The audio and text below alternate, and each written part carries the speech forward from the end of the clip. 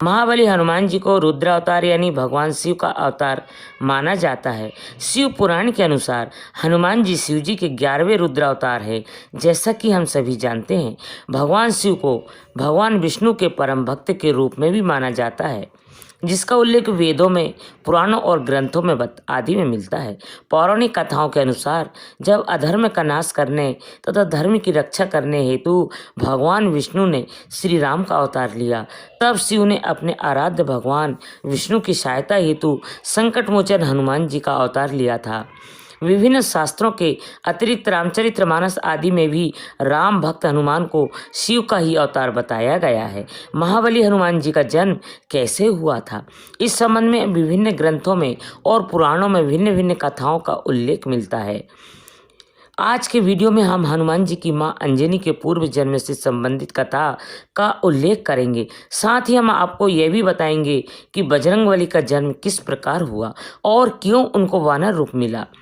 तो दोस्तों, पवन पुत्र बजरंगबली की माता अंजनी अपने पूर्व जन्म में इंद्रराज के यहाँ महल में अप्सरा थी। उनका रूप बहुत आकर्षण और स्वभाव बहुत चंचल था।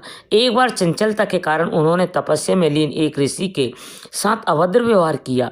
तब ऋषि ने क्रोध में आकर उसको श्राप दिया कि वह वानरी का रूप धारण कर लेगी। ऐसा श्राप सुनकर पंजिका स्थापला को आत्मग्लानि हुई और उसने ऋषि से क्षमा मांगकर श्राप को वापस लेने के लिए विनती की। तब ऋषि ने दया भाव से कहा कि तुम्हारा वानर रूपी परम तेजस्वी होगा और तुम एक बहुत ही कीर्तिमान और यशस्वी पुत्र को जन्म दोगी। तपस्या में लीन ऋषि की श्राप मिलने के पश्चात एक दिन पुंज कस्थला से इंद्रदेव ने मनचाहा वरदान मांगने के लिए कहा। तब पुंजिका स्थला ने इंद्रदेव से आग्रह किया कि यदि संभव हो तो उसे ऋषि द्वारा दिए गए श्राप से मुक्ति प्रदान करे। इंद्रदेव के पूछे जाने पर पुंजी क्रस्थला ने बताया कि मुझे प्रतीत हुआ है कि वह ऋषि एक वानर और मैंने उस ऋषि पर फल फेंकना शुरू कर दिया, परंतु वह कोई साधारण वानर नहीं अपितु परम तपस्वी साधु था। मेरे द्वारा तपस्या भंग होने के कारण उन्होंने मुझे श्राप दिया कि जब भी मुझे किसी से प्रेम होगा तो मैं वानरी का रूप धारण कर लूँगी।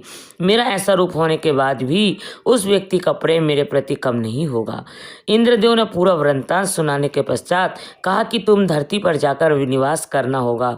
वहाँ तुम्हें एक राजकुमार से प्रेम होगा जो तुम्हारा पति बनेगा।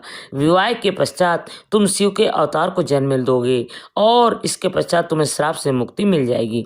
इंद्र के वचन सुनकर पंजिक स्थला अंजनी के रूप में धरती पर निवास करने लगी। एक बार वन में उसने एक युवक को देखा और वह आकर्षित हुई। जैसे ही उस युवक ने अंजनी को देखा, अंजनी का चेहरा वानर का हो गया। अंजनी ने उस युवक से अपना चेहरा छुपाया।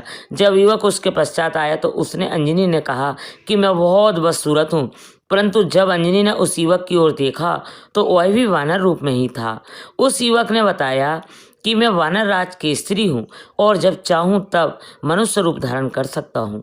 दोनों एक दूसरे से प्रेम हुआ और यह विवाह के बंधन में बंध गए। अंजना और केसरी एक शांतिपूर्ण जीवन जी रहे थे। तभी एक दिन एक शंखवल नामक एक जंगली हाथी अपना नियंत्रण खो दिया और उसने बहुत बड़ा हंगामा कर दिया और वहाँ बहुत से लोगों को उसको शिकार होते हुए, साथ ही बहुत से ऋषि इस कारण अपना अनुष्ठान पूरा नहीं कर पाए। वानर राज केसरी शंखवल से बहुत तेज प्रेम करते थे, परंतु उन्होंने अपने प्रिय हाथी को मार डाला और वो बहुत शोक में डूब गए। यह देखकर संतों ने उन्हें वरदान दिया कि तुम्हारा घर का एक बालक का जन्म होगा जो बहुत ही शक्तिशाली और हवा की गति और शक्ति के बराबर होगा। कुछ समय पश्चात जब दोनों संतान सुख से वंचित रहे, तब अंजनी मातंग ऋषि के पास पहुंची और अपनी पीड़ा सुनाई। तब मातंग ऋषि ने उन्होंने नारायण पर्वत पर स्थित स्वामी तीर्थ जाकर 12 वर्ष तक उपवास करके तप करने के लिए कहा। इस प्रकार वायुदेव ने अंजनी की तपस्या से प्रसन्न होकर वरदान दिया कि तुम्हें अग्नि, सूर्य, स्वर्ण, वेद, वेदांग का यज्ञ बलशाली पुत्र प्राप्त होगा। यह वरदान प्राप्त होने के पश्चात वे शिवजी की तपस्या करने लगी।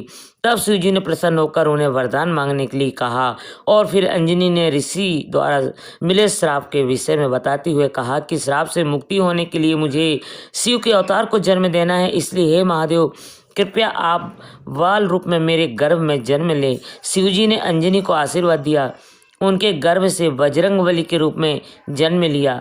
अंजनी पुत्र होने के कारण हनुमान जी को अंजनेय भी कहा जाता है। दोस्तों, यहाँ पर समाप्त करते हैं हम आज की कड़ी को। आशा करते हैं आपको यह जानकारी पसंद आई होगी।